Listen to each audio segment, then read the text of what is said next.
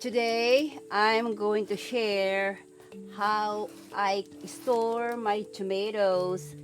It's a it's a season for tomatoes, so they're so cheap in the market, and my garden is not didn't do well. My tomatoes didn't do well, so I have to buy them from the market.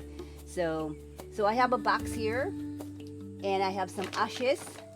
So I lay some first layer of ashes here, and then lay the tomatoes. It's better to have the not so ripe tomatoes, so they will get ripe while they're sitting here.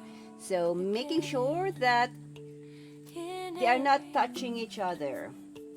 So put first layer, no tomatoes is touching each other. Make sure that they are far apart, and it will be totally covered with ashes.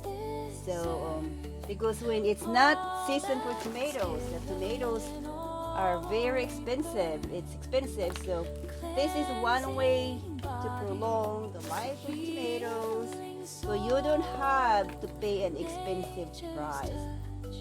So not everybody has an access to ashes, but if you do, I'm just sharing my way of storing these tomatoes. I learned this from the old folks from the village, also from the relatives. This is how they store tomatoes naturally. So have fun storing tomatoes during peak season for tomatoes. So you don't have to pay full price. It's all about managing how can you conserve energy and do not have to pay full price. So there goes my last layers of the tomato. Only cover it with ashes, making sure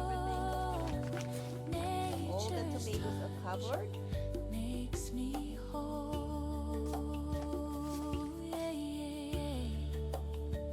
The garden house, a gentle prayer, every color. There you go. We now have tomatoes for rainy days. Plenty of tomatoes for rainy days. I have another box stored already. So this is just another box for the rainy season.